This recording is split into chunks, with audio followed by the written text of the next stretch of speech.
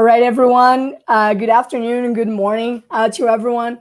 Well, my name is Malu and I'm Rock's Director of Consulting. And first of all, I wanted to welcome Robert Rose. Hi, Robert. Hello, how are you?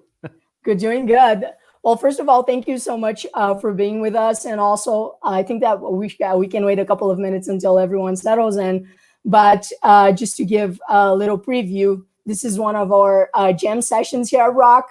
And this is a new initiative of ours, and they're a brand new mix of presentations and interviews and webinars. We're hosting this with the ultimate goal of providing to the public nothing but the very best advice and best practices on how to run successful premium content experiences. Everyone, our event hashtag is hashtag jam session. And I wanted to take a little moment, Robert, if that's all right, to introduce you. And I'm super excited to be talking to you, not just because this is a highly important topic, but it's one very dear to my heart. So Robert is, everyone, a globally recognized author, content marketing strategist, and potentially the person in the market with the best title. I want to go a little bit into that as well. And for over 25 years, Robert has been helping marketers tell their story more effectively through both content and digital media. So again, Robert, thank you so much and welcome to our jam sessions. Super excited to be talking to you today. It's so fantastic to be here. I've as we've been talking, in leading up to today's show, I'm a huge fan of all the things you guys are doing and the way that you're evangelizing content marketing, and customer experience. And so, yeah, so it's a real privilege to be here. Awesome. Thank you. Well, I think that everyone, we're in for a very interesting conversation today. We're going to be talking a little bit about content operations and what is the key for our performance. But before we get started, Robert, you don't really need an intro, but just as an icebreaker, could you please tell everyone a little bit about you, your background, and what you've been doing?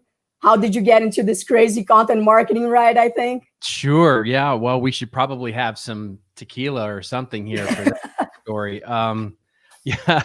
Well, I've been in marketing for a long time. I started my career back in the mid 90s in television, where I was working for cable television and helping them market a cable network called Showtime Networks here in Los Angeles, where I live. And basically from there went through all the things we all went through in the late 90s, the dot-com boom and into the early 2000s. And I went through my share of, big companies small companies trying to figure out their way in the digital world of websites and all those kinds of things. And I ended up as the CMO of a software company here in Los Angeles. And really at that point, decided to try a new way to market this new startup, which was building, instead of the classic marketing department, I built a media company within this startup. And the idea is that we were never going to beat our competition on brand or, media buys or any of the classic marketing metrics. But what we could do that they couldn't was be a mile deeper in education, in developing a customer experience that helped them do their job better. And so I hired, content creators, and we did all sorts of content creation. Didn't even know it had a name at the time.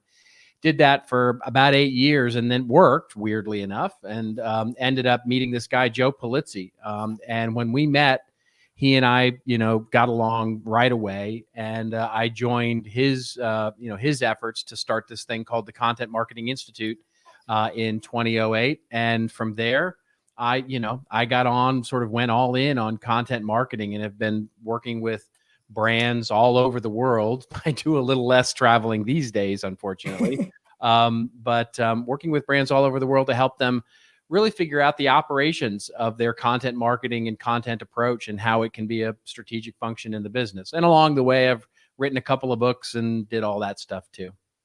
Oh, that's great, Robert. And it's one thing that I really wanted to ask you about, for you to share the story with us on how you actually met Joe Polizzi, because today, as I mentioned, you have the best title, which is a chief troublemaker. So I'm really curious to hear a little bit behind that story, and how does that work in practice? Yeah, well, look, I come from and came from, a philosophy that, look, we're marketing people. We are not frontline workers. Let's put it that way. We should not take ourselves too seriously. And quite frankly, we should have a lot of fun. Our job, the purpose of what we do is to help a company really tell its story, and differentiate and reach audiences and deliver value to those audiences. And so one of the things that I really wanted to do was make sure that I was never taking myself too seriously as a strategist or something like that. And really the idea of chief troublemaker is, what I want to do is come in and do a little disruption and sort of throw crazy ideas around. And some of them will work, some of them won't, but all of them are guaranteed to deliver some kind of trouble.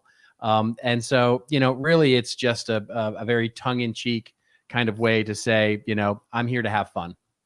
Yes. No, and I think that works perfectly. I was in a call yesterday with a good friend of mine that works in the US, and I was just telling him about how excited I was about today. And he says, yeah, that guy has the best title in the market. I was like, yeah, that's true. He does. So I think that works. And Robert, one thing that I think that it's really aligned with what you're mentioning is over time, I believe that marketing has changed a bit, and you definitely got a front row seat to see that. Yeah. But when did you first recognize this need for brands to become storytellers and not just advertisers and sales or organizations and such?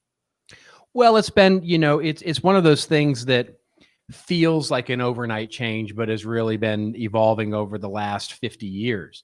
And most of it has to do with, our purpose as, we were just talking about, our purpose as marketers hasn't changed in 100 years since, and marketing as a practice, as what we do, is relatively new for business, 100 years, maybe 150 years if you go back a really long way. But when we think about marketing, our purpose is quite simple. We're looking to reach markets and basically move those markets or make those markets where they didn't exist, right? So in other words, reach audiences and develop a piece of content that reaches those to have them change a behavior that favors our company, our product, our brand.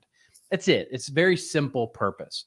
What's really changed over the last really 20 years has been the number of places where we can reach those audiences. It's become very, very competitive. It's become very noisy. The democratization of how we in social media, companies, people can all now participate in the noise that is the media makes it very difficult to differentiate out there. And so what we have to do is change the way that we market. In other words, it's not good enough to just simply rely on a 30-second spot that interrupts a television show. You have to reach those consumers where their choice of content is limitless, pretty much. And so we have to be really good at delivering customer experiences that differentiate. And the only way to do that is to really get deep in the practice of storytelling, creativity, and really connecting those experiences in a way that reaches those audiences and not only gets their attention, but holds their attention and makes them want to take an action. So that evolution of marketing at a broad sense is really what drives us into the value of content marketing and the customer experience in sort of the more micro sense. All right. Now that makes total sense. And I believe that as marketers, we're always being bombarded by news. And at the end of the day, when we're looking at the really core of news and trends and whatnot, especially this week. Yeah. Yeah, absolutely. And I agree 100% with you that we need to come back to the essence. But you've been, the Content Marketing Institute has just had a birthday, if I'm not mistaken. And I was just watching, I was listening to your podcast from, I think, a month ago. And you were discussing how in the beginning, content marketing was more like a side thing. It was just a restricted community. Maybe 2 or 3 people actually had that title. And when we look at it very practically today, content marketing is potentially one of the most important categories in marketing. So I think my question here is, what kind of resistance? You're the one that's seen, you've seen the front row, you've been in the front row seat of this entire transformation. What kind of resistance have you seen in content marketing over time? What do you believe has changed in how big corporations see it or not, and what's still ancient about it, let's say? Yeah, it's really the point of view that the brand brings to it. You know, when you look at sort of the history of what we've been through in digital, right? And content marketing sort of sits alongside that because it's really grown up from sort of the early 2000s to today. So the last 20 years have really been marked by the growth of digital as well as the growth of content marketing as a practice. Just to what we were just talking about, the resistance that we saw 6, 7, 8, 9 years ago, when Content Marketing Institute was young and when we were all a bit younger and maybe a bit more innocent in those days, was really businesses were asking themselves why. Why would, they were resistant to change from the classic marketing reach and frequency, trying to reach audiences with a persuasive ad and measure that against leads, opportunities, and the kinds, filling shopping carts and the, classic marketing 101. Persuade you to buy something now, come in, persuade you that my features and benefits are better, and ultimately, close a customer. Well, now the competition is thicker. It's harder to get attention and all the things that we just talked about and the reason that the rise of content marketing has become so important. But the resistance that we still see is that financial one, right? Because here's the dirty secret, if you will, of content marketing. It's harder. It takes longer. It's more expensive than classic advertising or classic marketing. And so when the CFO looks at that expense, they go, well, how are we monetizing that? How are we measuring that? And the measurement and the resistance so far is it is a different way of looking at how you're monetizing the people that you're engaging. It's not just people who buy your stuff, but it's how those people help you reach people that buy your stuff. In other words, if I can reach an audience pre them buying anything that I do, and that audience starts to provide word of mouth for me and give me an amplified voice through social media, through other kinds of shared media, well, that's a value to the business. And so as a part of my integrated marketing and communications mix, content marketing becomes incredibly important for me to get that amplification because of how hard it is these days. But that's a really hard thing for many companies to make a change into. And so the resistance is understanding the true differences between the approaches and starting to really reboot their operational processes to meet that. And I know we're going to talk more about that, but that's really the heart of it, is how do we reboot this classic muscle that we've exercised for so long of advertising and cold calling and lead generation and move into this new process of content operations. And it's just different. And it's a very hard thing for many big businesses, especially, but many businesses full stop to do. Yeah, I think that's a great point. And I remember vividly a couple of years ago, I think it was during my first inbound, HubSpot inbound. And I was really excited. Back at the time, we had many customers that were just getting into digital marketing and content marketing, and ROI was the big keyword. And I remember going to this particular lecture that was called, it was a keynote, I think. It was called How to Measure Content Marketing ROI. And the person's slide was, there is no way to do it effectively. So you might as well try and check for value in other ways that it brings value to your company and not just look at the end numbers on a spreadsheet. So I'm curious to know, you've been working with a lot of companies, and before we move into content operations, how do you usually handle when a CFO, or I don't expect you to have this question from a CMO, but when they ask, what is my ROI and return on the penny for content marketing? Yeah. Well, and the funny thing is, I would disagree with the speaker at Inbound. I think you can show ROI. It's just shown in a different way, Okay. The simplest way, I mean, we could do a whole lecture on this, right? We could do a whole workshop on this particular topic, but, very quickly, what I would say is there are two main things that a business cares about: increased revenue and increased savings. That's it. Those are the two things that a business cares about. Am I saving money, or am I making more money? And other than that, that's your true ROI. And so when I think of content marketing, I think of it through those two lenses. How am I either helping the company to make more money or save more money? And the immediate savings that we can start to see is really provable, is really the first step in a good content marketing program. And what I mean by that is, if you ask a CFO, what's the return on marketing? Well, what they're going to look at immediately is how much revenue was generated in sales versus how much did I spend on marketing. That's the classic equation. That's the marketing ROI, revenue over marketing spend. And that percentage is my ROI in marketing. The problem is that doesn't take into account all of those people that we engaged and got into, like all those qualified leads that never bought anything, all those, engaged audiences who share our message and don't ever buy anything, all those MQLs and SQLs and all those people that we got into our funnel, into our process, but never did anything. Doesn't take that into account. What content marketing does is enables us to start to measure those people in a way that we can show how they either helped us make more money or save more money. Classic example of this is when we get first-party data from our audiences who willingly participate. We're not scraping their name off of some ad. We're not scraping their name off of some trade show badge or something like that. They want to give us their data because we're giving them value for content. So they're willing audiences. Well, that first party data helps us reach through our targeted advertising or personalization programs other people who may not have ever seen us.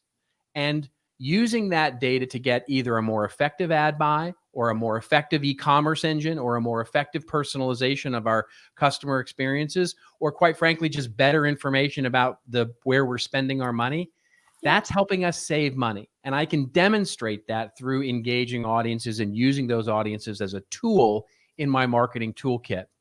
And so I can show that. Now, that doesn't show up in a Google spreadsheet, and it doesn't show up in a Marketo report or a Salesforce report or anything like that. What it means is that I have to use those audiences in tests and do, baseline tests, and then using tests with the data and using tests with my audiences to see where I'm making money or saving money to be able to do that. That's the change. That's the operational change that is really at the heart of how we start looking at content marketing as a valuable strategy in our business. Yes, it may help us close more customers, and we can point to that: better leads, faster leads, more leads, et cetera. But the more sort of harder and difficult challenge is starting to use those audiences as a tool, as a corporate asset that helps us both save money and make money by monetizing them like a media company would. Yes. Oh, that's a great point. And moving forward, Robert, because I agree with you, this is a topic I at least could go 100 hours learning, but making that bridge to content ops and content creation, which is the main topic for our conversation today. Years ago, you started a real advocacy campaign focusing on basically the fact that content marketing was not a strategic function of the business, right? Yeah. Content marketing being everyone's job and not a strategy. I believe that was back in 2016, I think. Oh, you're good. That's really good. Yeah, it's exactly when it was. Yeah. Well, there you go. And how are things different today? And if you could walk us into a little bit into that thought process and what potentially has changed and what has stayed the same. The short answer is it's not that different than it was 3 years ago, 4 years ago. Here is where it is different. And I think in many ways, this has been accelerated by, 2020 and all the things that we've been dealing with, COVID and work from home, and the real challenge of all of that has been more and more our digital content experiences have to act as proxies for the physical experience. And if you're in consumer packaged goods, and you're going direct to consumer these days, you're not depending on retailers as much, or you're starting to go around retailers and offer e-commerce offerings, or whether you're a B2B company and you're starting to really drive in the fact that you can't go to conferences, you can't meet with salespeople, you can't, have dog and pony shows and presentations or meetings in cafes and all the things you used to do, take people to golf. All of those digital content experiences are becoming much more important in the world of marketing. Now, what that means is that sort of organically, accelerated by all the changes, we're starting to see CMOs, CEOs, CFOs go, okay, yeah, we get it. Content is important, right? Content marketing is important. Now we understand that we have to get good at this. The challenge is they go, well, okay, let's just get some people who create content. There's this knee-jerk reaction. Hey, we've got these people. They're good. They're nice writers. They're good, video creators. They're good designers. They'll just make some content. And pretty much everybody goes, great, get them going. And then we get a content team going. And about a month or 2 or 6 into it, the content team goes, whoa, we're doing way too much. We don't understand how to do this. We don't understand how to scale. We don't understand how to measure this. The demands of the business are just way too much on this. We either need more people, more budget, et cetera. And the business goes, we don't understand. In other words, they still don't understand the operations of content. They're still looking at it through the lens of how do we do more campaigns? How do we do more marketing? How do we do more advertising? Instead of how do we scale content in a way that is strategic to our business? So what I think the business case has been made, right? We are now like, okay, we're over the fact that we have to justify this anymore. Now the challenge, so in other words, if I say right now, content is everybody's job and nobody's strategy, everybody's recognized, yeah, it needs to be somebody's strategy, but nobody knows who. So, all right. And so we have to figure out now how to start to build a content operation that can be scaled, that can be measured, and that is effective in the business. And that's the challenge of 2020 is how, not why. Yeah, I think that's a great point. And I think that $1 million question here, what is the first step to making making content a strategic operation out of your business? You've been working with so many companies, and I'm just really curious to know who's getting it right. What are they doing, and that we should all be looking out for? Sure. The ones, and I'll get to who I think who is doing this really right in just a second. But the first step in that is to really understand what it is we want to do with content. So when we look at an organization, in our consulting and education work, what we typically ask the company is we say, okay, you've got a content team. What's their remit? What's their responsibility? What are they responsible for? We typically see 4 operational models at work when we think about content. We see what we call the player model, which is basically an operational model where the team is producing assets for the business, right? Sort of the, internal agency producing lots of assets for the business, commonly where most businesses start. Then we see the performer model, which is where the content team is acting like a publishing team, right? Managing a blog, managing a website, managing multiple websites, resource centers, publications, acting much more like a publication team. The third model that we see is what we call the processor model, where the team is acting like a standards-based organization, SEO, translation, localization, basically making content move more fluidly throughout the business to make it more efficient. And then the last model we see is what we call the platform model, where content is almost treated like a separate division of the business, right? Where it's it might be generating revenue, it might be acting as a separate product offering, whatever it is. Red Bull Media House is a great example of that, where basically the entire marketing department is a separate division of Red Bull itself. The biggest challenge we see is that all those 4 operating models, neither of them is better than the other, but all 4 of them have very specific roles, responsibilities, skill sets, measurement programs, and the ways that they operate in the business to make them scalable and measurable. And what most businesses don't understand is where they are or where they want to go. They just have people creating content and they don't know why. Maria is creating a blog. John is creating infographics. Bill is creating PowerPoints. And they just, they get emails asking them to create more stuff. And what we have to understand is the first step is, where are we now? And where are we supposed to go? And then basically build a roadmap from how do we get from here to there. And that means, how do we scale it with people? How do we scale it with technologies? How do we scale it with operational and governance processes? All of those things are an important piece. But the first step is understanding where it is you are and where do you want to go, because that's will tell you what you need. That's a great point, Robert, and really interesting. Just to make sure I understood it correctly, do you? We have these four models, and there's not really not right or wrong. Would you Right. say that the right model is more attached to a company's moment, let's say, a market, or ultimate goals with content? Just to Well, make it's the sure that. business goal for sure, Yeah. and what we like to say is that ultimately what you're striving for is some sort of balanced model, right? Across all four of the operating modes. And so, in other words, at some point in a very highly mature content organization, you probably have all four going at one point. Now, whether it's the same team or multiple teams is independent of that. But the idea is as a strategy, as a content strategy, you've got a balanced nature and an understanding and clarity of where the four models sit in the business, because many of the models have multiple aspects to them and multiple teams to them. Great example of this, I think, is what Salesforce is doing so wonderfully, right? So Salesforce is doing incredibly important things with the way that they're balancing their what they call their content center of excellence across all their product lines, all their different divisions, all the ways that they create stuff. And of course, they create ebooks and blog posts and assets and PowerPoints, but they also have an event called Dreamforce that's part of a platform model. They also have blogs and podcasts. They also have, SEO teams and translation teams, but they understand where all of those things come together as a formal strategy to align all of those models together and make sure that everybody understands where you go for what and how it actually works and measured and scales. And so that is key. That's the key piece.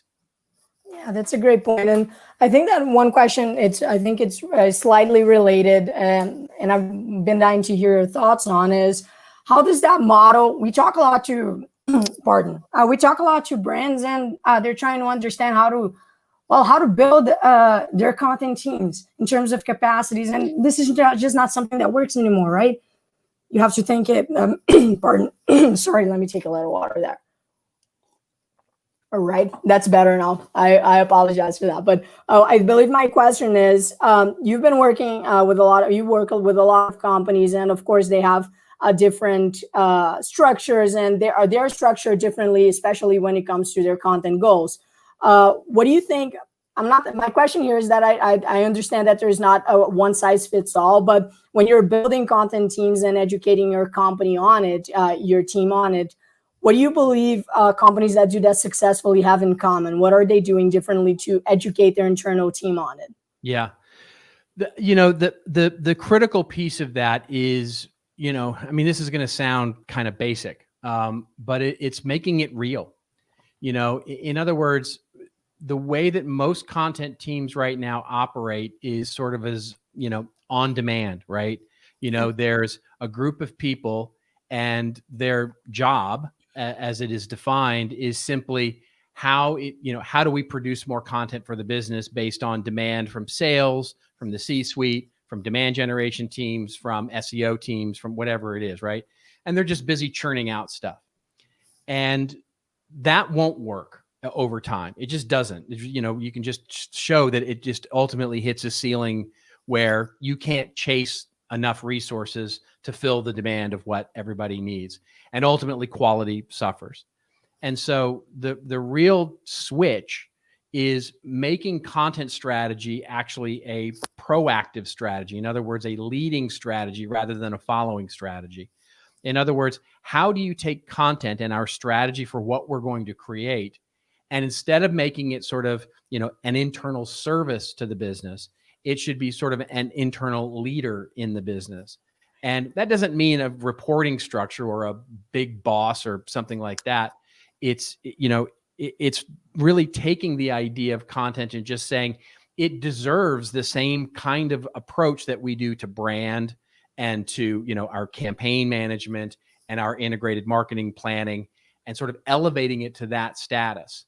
And once we do that, make it real in the business, make it something that the C-suite cares about, make it something that is actually has a real budget and has real measurement metrics behind it. Well, now we can start saying, great, now what is it we want to do with this? How do we want to, monetize this over time? That's the, it sounds, sort of like duh, right? But you know, it's something that is very difficult for many businesses to do because they still see content as sort of just something that everybody does, right? And it's like, yeah, I don't know how it happens. It just sort of happens. We just make content. That's a great point. And Robert, I think I've been asking a lot of questions more looking into companies. So I'd like to switch that a little bit to look outside of them. You mentioned a little bit how COVID has been speeding up a lot of changes in marketing. And I suppose my question is, what do you believe consumers expect from brands right now? Assuming they expect anything content-wise, of course.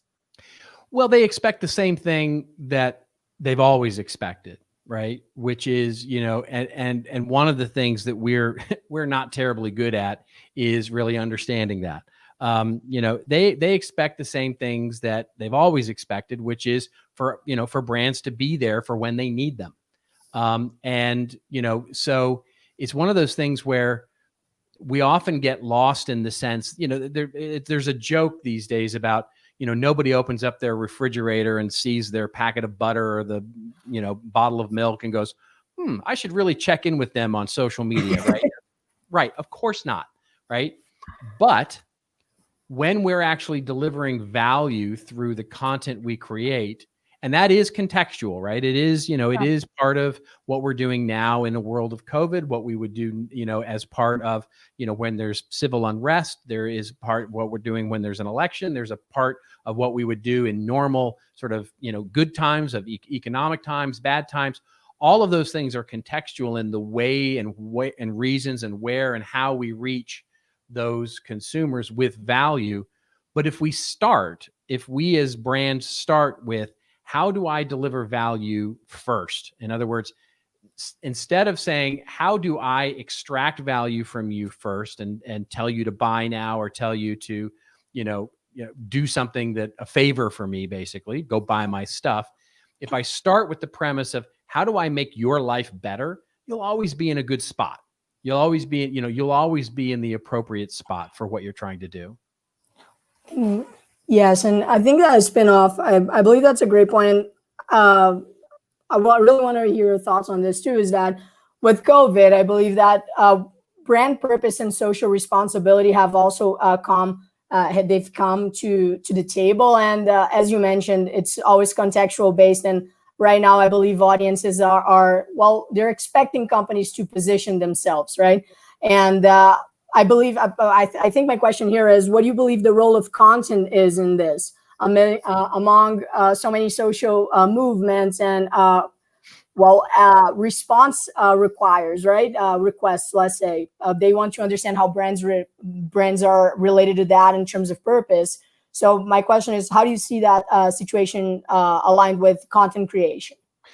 Well, we're seeing a lot of it, we're seeing a lot of, so, the research is out there, so PricewaterhouseCoopers has done some great research on this, as has McKinsey, done some fantastic research on the idea of how younger people, especially, are really putting a lot of weight into how a brand expresses itself as a good corporate human citizen in the world, and how, young people align with those brands. And so it's important, not just from a giving back perspective, which is, basically what social corporate responsibility has been for a long time, which is how do we give back to, the world in a sense of nonprofits and foundations and those sorts of things. But increasingly, younger people and older people to a certain degree, but certainly younger people are the ones driving this, how are brands aligning with today's issues in a way that meets my passions, the things that I care about. And so the ability for us to tell that brand story and do it in a way that is authentic and is a way that expresses how the brand is actually doing things becomes incredibly important in the way that we position ourselves in those marketplaces of ideas.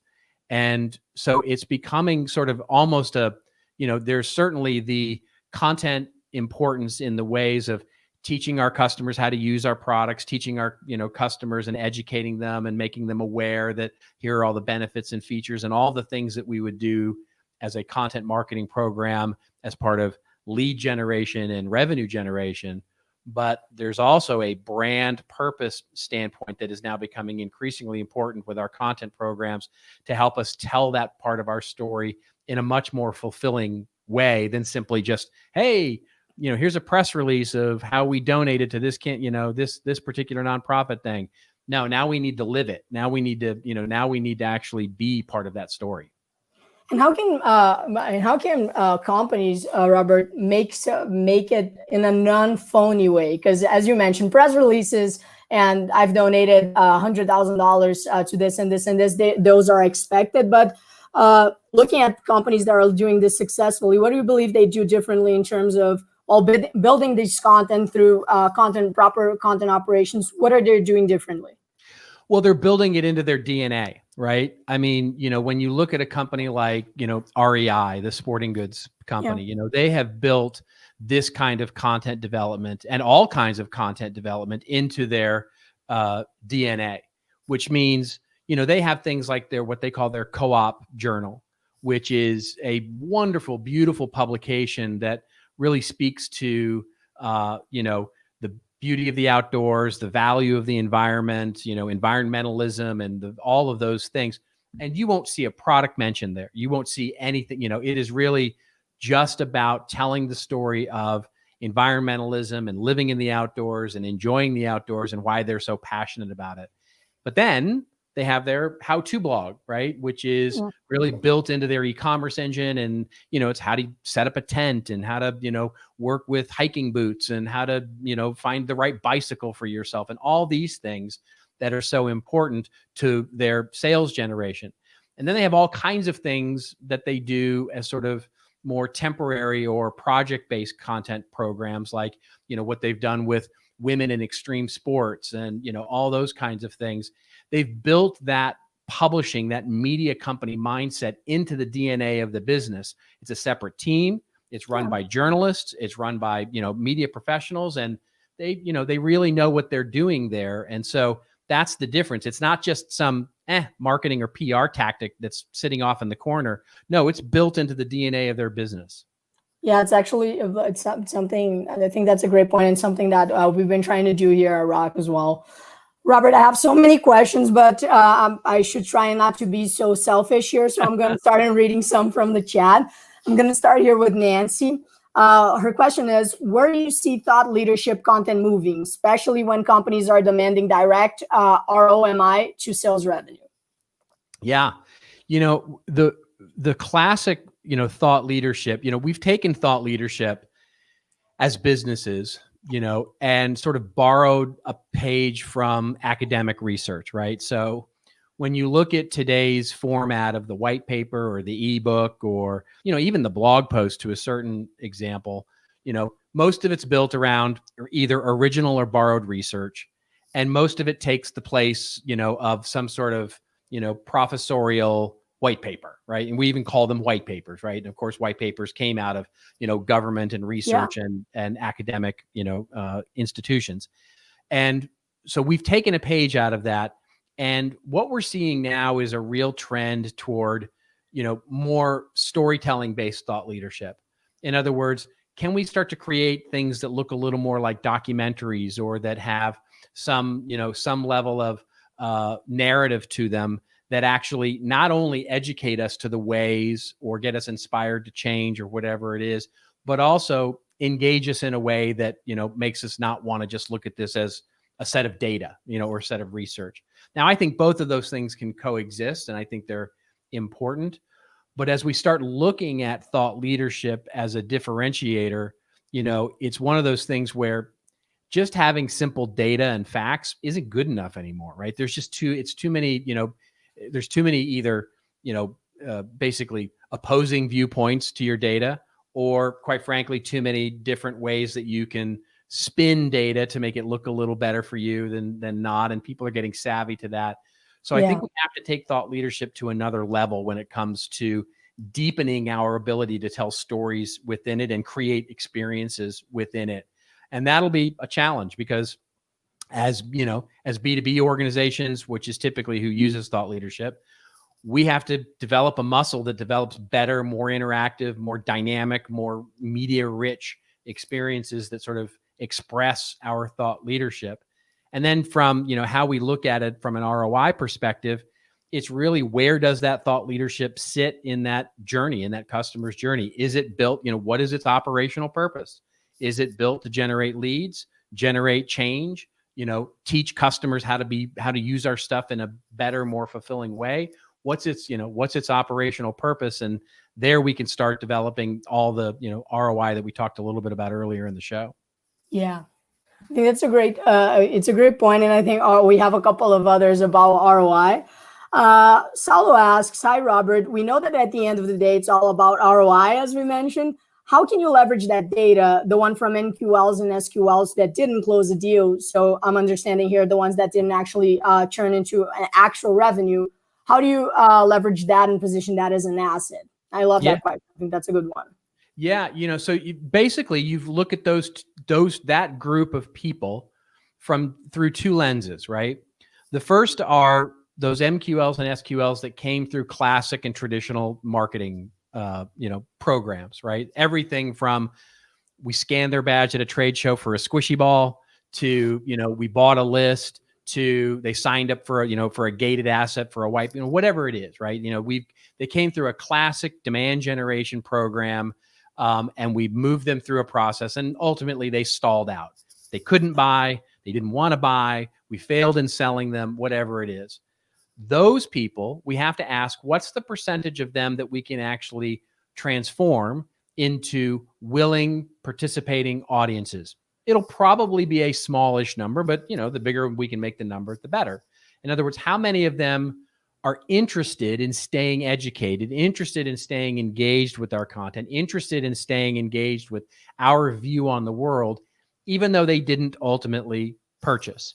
There are many wonderful examples of that, right? So how many of them, we didn't convert them here, but can we convert them into becoming an active and engaged member of our audience? Then there are the people who actually come through our content marketing program as willing, active, engaged members of our audience.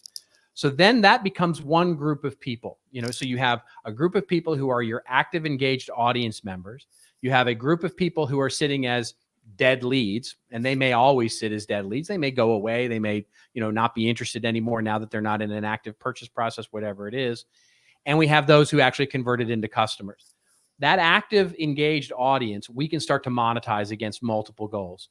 First party data is one, polling and asking them what they might buy, what they might purchase from us. That's one of the ways at CMI we use that so much.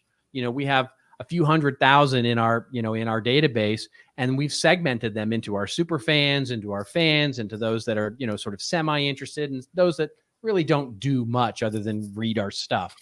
And we ask the super fans, we say, what would you buy? What event would you attend? What event would you pay for?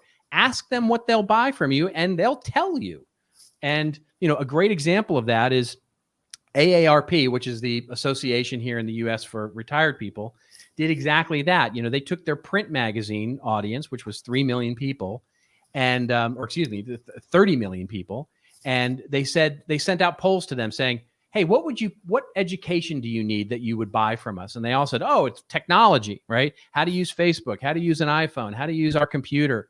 And so they started setting up a product, which was classes around the US to have people attend and pay for. And they turned that into a revenue stream. So those audiences can be monetized, but we need to look at them as an audience asset, not just dead leads or SQLs or whatever they might be.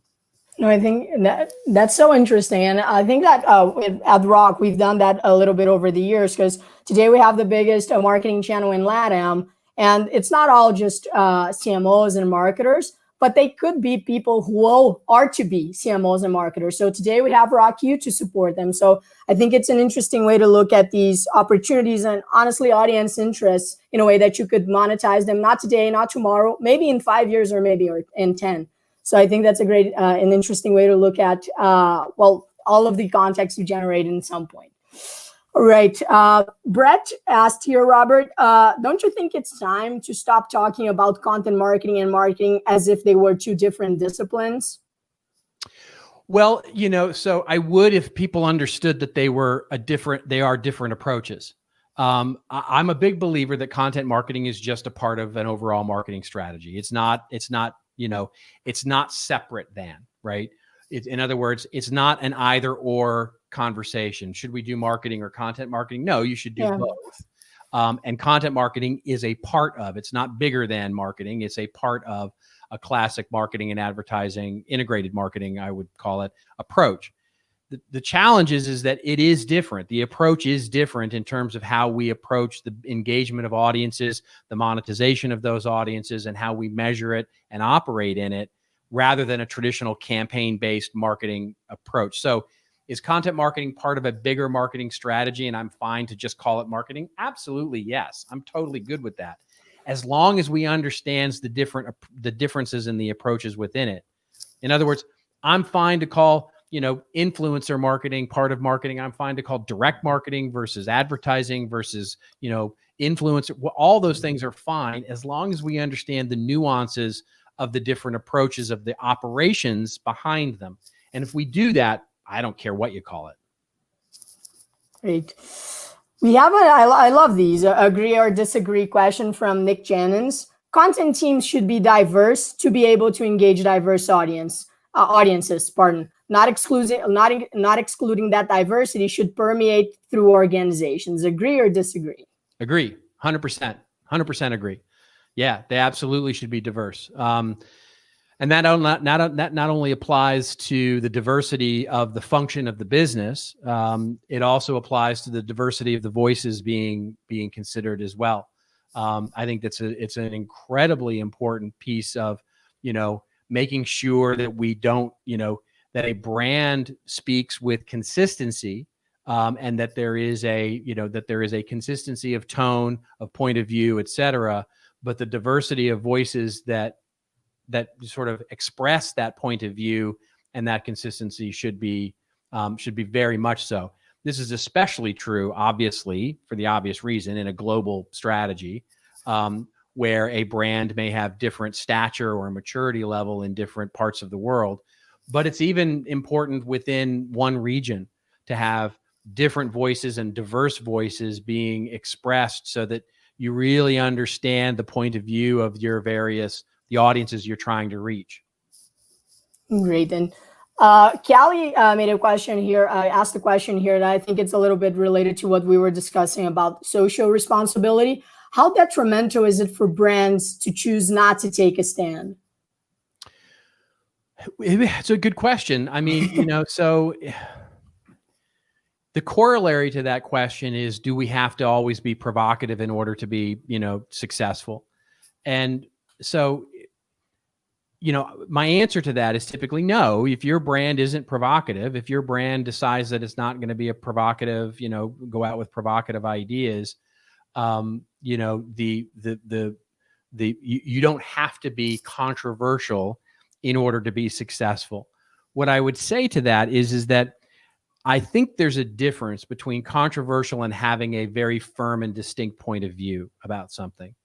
In other words, we can all agree on a very particular point of view and have it not be terribly controversial. Democracy is good, right? And that's a relatively well accepted point of view, but I'm not going to be wishy-washy about that, right? Yeah. In other words, if I'm going to have a very particular and popular point of view, I'm not going to be wishy-washy about it. I am going to be willing to stick up for that idea if somebody challenges me on it, So in other words, having and every business, I would argue, has, and we'll use provocative in quotes here, but every business has some sort of provocative or differentiated point of view. Otherwise, they wouldn't be in business. In other words, they feel like they do something better than anybody else, whether you're a dry cleaner or you sell generators or you sell, socks, you feel like you do something better in doing that than anybody else in the world does. You have a unique approach to that. So you do have some sort of specific point of view. And the whole point about content is, how do I take that specific point of view and apply it to my customer in a way that delivers value to them? And so that specific point of view isn't always, controversial, right? But it is distinct. And I know it's a very nuanced, but I think it's an important difference, right? Just coming back, like if I sell socks, but I believe that the socks should be made of a specific material and come from a specific origin and have a specific provenance in the way that they're made and all of that, that's a distinctive point of view. And I want to express that through content and my marketing in a way that differentiates me. It may not be terribly controversial, but it is distinct. Yeah. I think that example, I think a lot about I think it's Patagonia is doing in the US. They're very specific about what they believe in terms of, how products should be made in terms of social responsibilities and such, and they make it part of their branding, and that's all right. Yeah, great. So Corey here is asking, do you believe content gating, is it a thing of the past? I do not think it's part of the past. I do think that looking at it as a on or off switch is a thing of the past. I'm not, what we just need to understand is when we gate content in a way that prevents viewers from seeing the content, that's fine. But understand when you're creating that barrier between the customer and your content, you're not creating a subscriber. You're not creating an audience when they sign up for it. Yeah. All you've done is create a transaction, and maybe they're interested. Maybe they may just be interested in getting the piece of content to satisfy a piece of knowledge. And when we look at a classic marketing and advertising process, gating a piece of content, yeah, I've watched it work. I've done it. I've definitely done it in my past as part of a classic traditional marketing and advertising campaign-based approach, gating a piece of research in order to ascertain whether someone's interested in this topic. But it's what we derive out of that conversion that's important.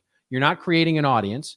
They didn't ask for more content, which is what creating an audience is all about. All they did was ask, they agreed to exchange some of their data. And let's be honest, it's probably not the most accurate data. How many Mickey Mouse at Gmails do you have, right? Corrêa at gmail.com. Exactly. Mine's give me the damn white paper at gmail.com. And so, but versus a free piece of content where we have at the end of it, contact this person or hit this website or fill out this form if you enjoyed this and want more of it. Just understanding the differences between those two conversions is important. Both of them have a place. And my typical advice when it comes to gating content is to say, let's use what each is good for. And so, and balance it, right? In other words, it doesn't have to be a gated asset or a non-gated asset. If it's a piece of original research, well, maybe we gate it for the week that it comes out, as an exclusive piece. And then after a week, we make it for free. Or we gate the first part of it, and then the in-depth research is behind a gate. Whatever those things are, don't look at it as a binary, either it is or it isn't. Figure out ways to very strategically and cleverly get the information you need, but do so in a way that adds value to the consumer's journey, and you'll be a lot better off. Nick Jennings here, actually a couple of questions. Bold storytelling is providing highly effective. Should this fall within content or creative? Should content teams have more embedded creative skills? How does a content team begin to approach bold storytelling? Oh, well, that has hit on one of my, we definitely need some tequila for this conversation. I can go off on a whole rant around brand and storytelling and why I think brand should follow storytelling and why the storytellers and content should actually lead what the brand is, but that's a whole different topic. What I would suggest is that for right now, we have to look at them as a joined piece, right? In other words, when we start thinking about the skills that we need to develop our brand, what I like to say is there is the brand story, and then there are the brand's stories. And the apostrophe there is really important. The brand story is the story of our brand, us as the hero of that story. How do we differentiate? What do we stand for? What are we all about? And then there are the brand's stories, which are all of the stories that we want to tell that really meet the goals and the values and all of the inspirations that we want to create with our brand. So it doesn't have anything to do with us. And so to me, where that really works great is where those people work together. In other words, there are the people who are fantastic at figuring out the ways we differentiate our brand, the way we look, the way our colors are done, the way our tagline is structured, the way our brand values are expressed, the way that we build in all of the ways to express our company as a brand work. And then there are people who are really good at using that as a source of material and creating all these stories that might express that idea in a better way, that make our customers the hero, that talk about all the things that are happening in the world that meet the values of what we stand for and all of those.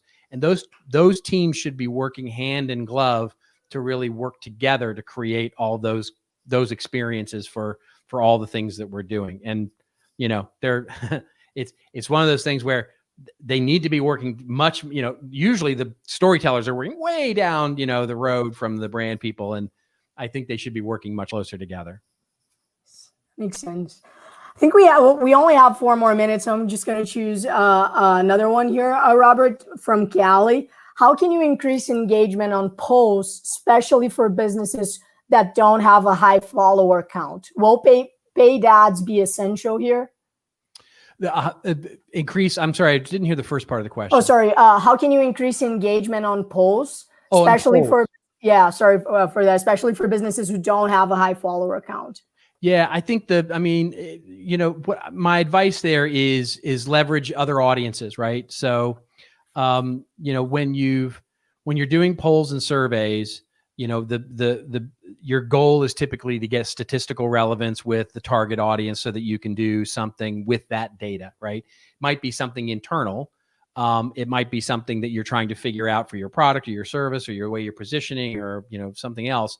Or quite frankly, might be that you're trying to get data for a thought leadership piece. Whatever the goal is of that particular poll or survey, my advice is when you don't have the audience is to leverage other people's audiences. So find a publication that either matches, you know, the audience that you're looking for.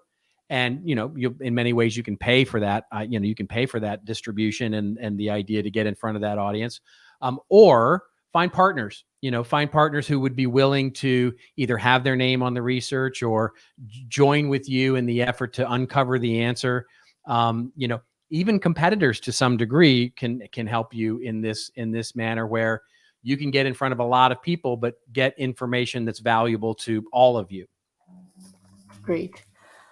Well, Robert, I think that we only have a couple of minutes. And first of all, I just wanted to thank you again for your time here. This was so valuable. And I have a lot of other questions. And I was just happy that we could get your inputs and pick your brains on this. So thank you on behalf of Rock. Thank you so much for participating in this with us. Everyone, this interview recording will also be shared with all of the attendees. And all past interviews from our jam sessions are available too in a single page built within Ion, which is our interactive tool. So go to interactive.rockcontent.com/jam sessions. And I just wanted to take the time to let you know that our next jam sessions, we'll have Thomas Kellner, a chief storyteller of GE. So I believe he'll be able to bring a lot of inputs on a lot we've discussed today, which will take place on November 19th, 1 p.m. East. We'll just be sure to send you more details. And I believe that's it. Thank you so much again, Robert. And thank you everyone for participating here with us today. Be sure to share this on social media and just let us know your comments or questions. Right.